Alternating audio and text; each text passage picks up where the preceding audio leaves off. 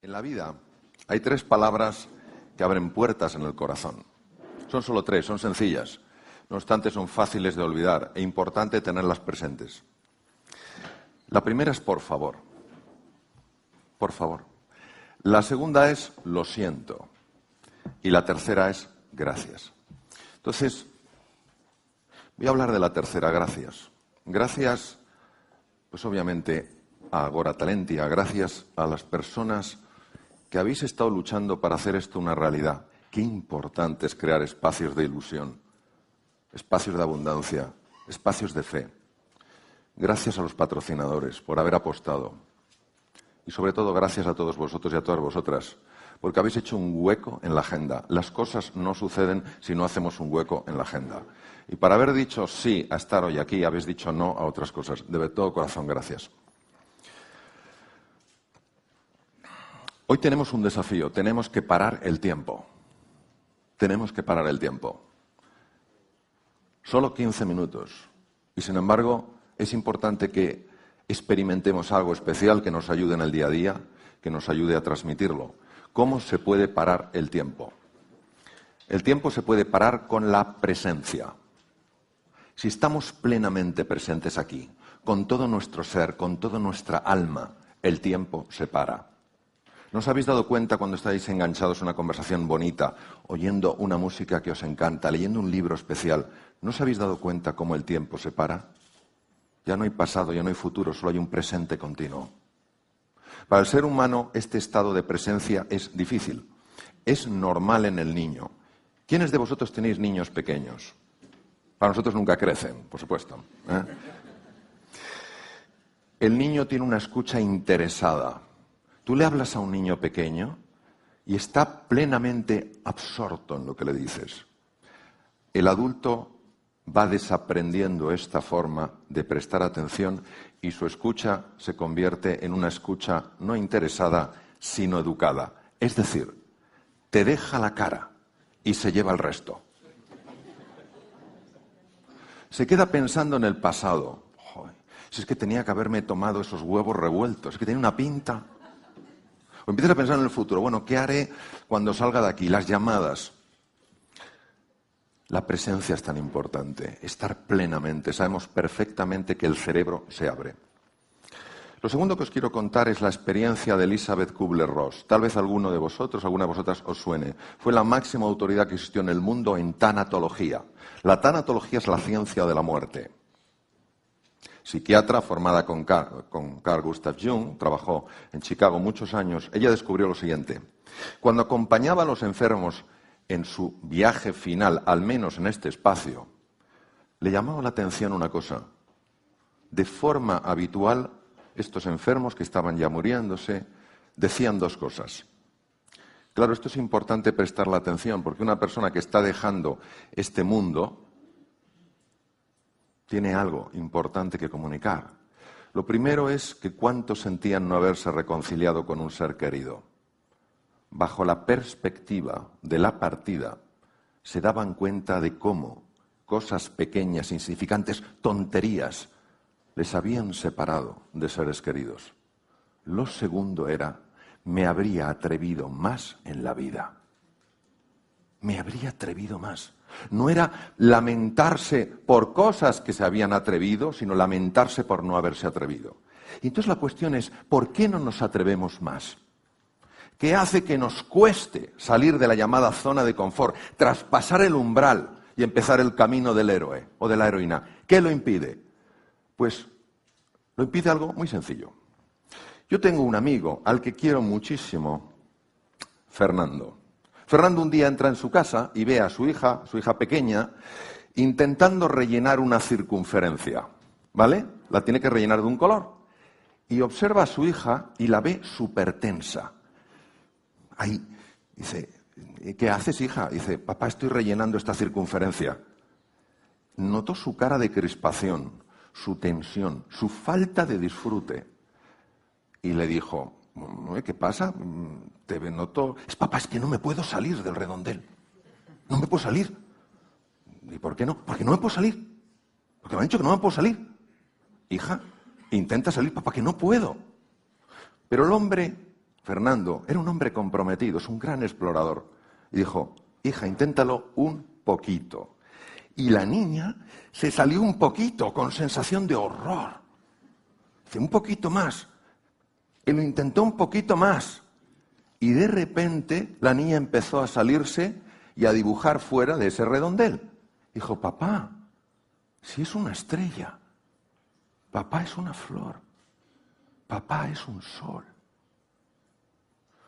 La niña entera se relajó, empezó a sonreír. ¿Qué estamos haciendo?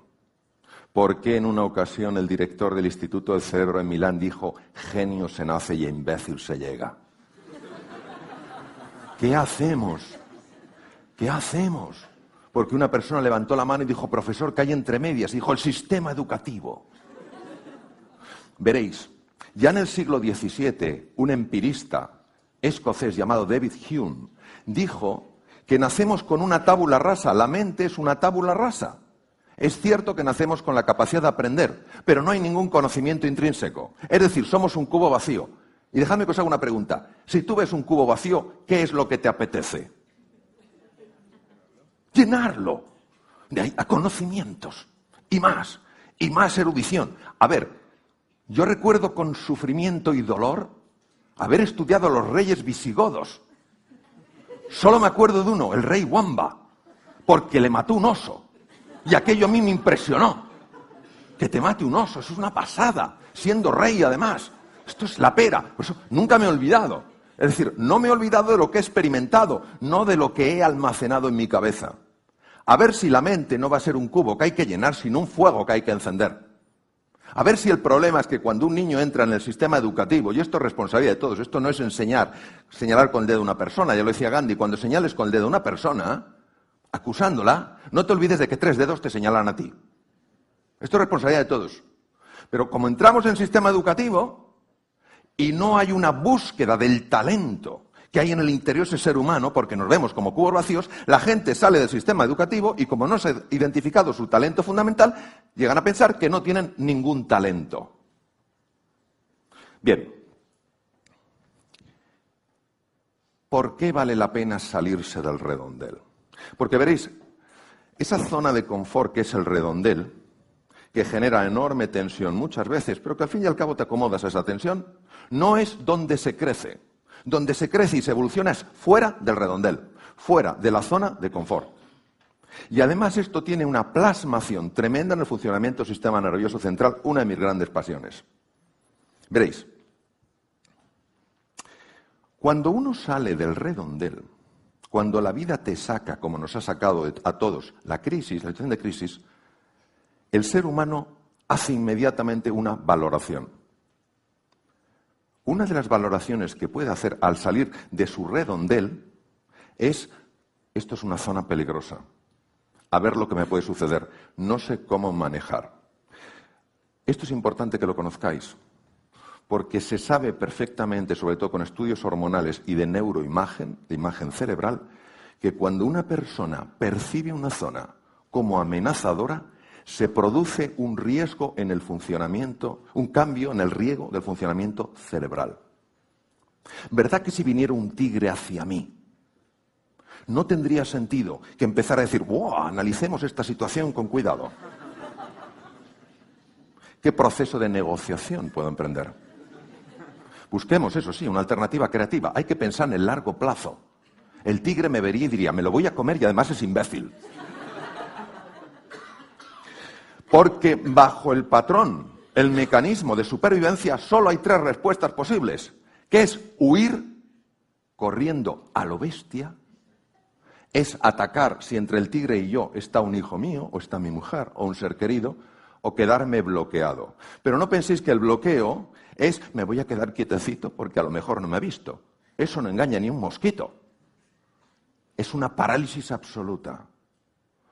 Esas 3 reacciones tienen sentido ante un depredador, porque a lo mejor me ve paralizado, en mi caso me salvó la vida en la selva del Amazonas de un jaguar, y no me atacan. Tal vez me confundió con un tronco, o tal vez me encontró correoso, no lo sé, pero el caso es que no me comió. Bien, pero fijaros, esos 3 mecanismos, atacar, ponerte irascible, ponerte agresivo, ponerte violento, quedarte bloqueado o huir no resuelven nada cuando estás fuera del redondel. Sin embargo, si cuando estás fuera del redondel dices, estoy fuera del redondel, me siento inquieto, es normal, he salido de mi zona conocida, pero seguro que hay algo de valor aquí, se activa de manera natural otro mecanismo llamado mecanismo de adaptación. Y os voy a decir lo que se ha demostrado con el mecanismo de adaptación. Yo tengo 55 años y hace 37 que entré en la Facultad de Medicina y recuerdo muy bien mi paso por psicología. La personalidad de un ser humano está definido a los 7 años de edad.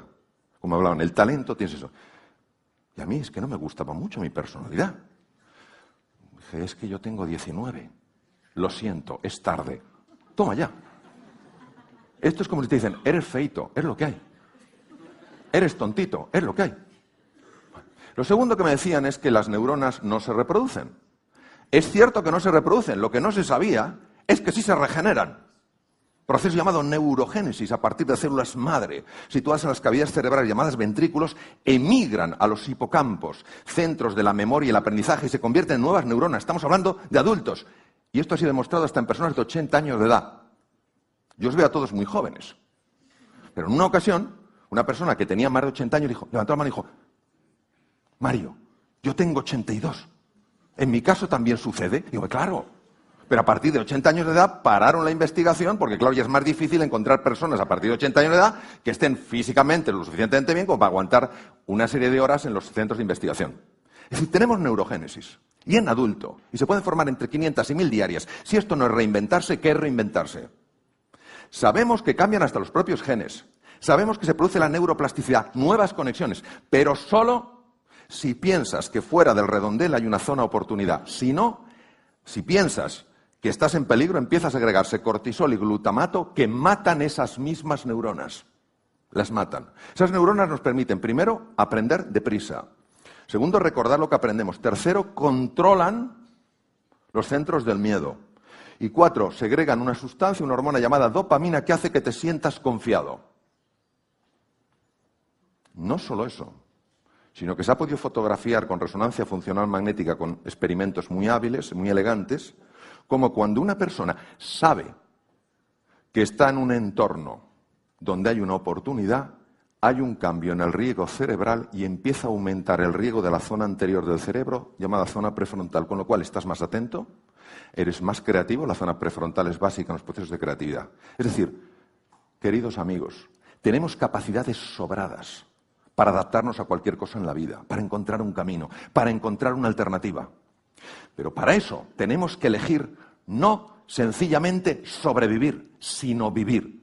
¿Cómo puedes vivir? Generando una ilusión, generando una pasión, algo que el pasado no lo puede predecir. Porque cuando tenemos un desafío decimos, pasado, ¿fui capaz de resolver? ¿Y qué pasa si el pasado dice, no? Pues entonces ya no me atrevo. El futuro es una invención desde la elección. Es una posibilidad que yo creo en mi mente y la vivo como si existiera ya. Y por eso se hace realidad, porque me lo creo. Y creer es crear. Se ha mencionado esta mañana a René Descartes, siglo XVII, uno de los grandes racionalistas franceses. Matemático y filósofo. El cogito ergo sum, pienso luego existo.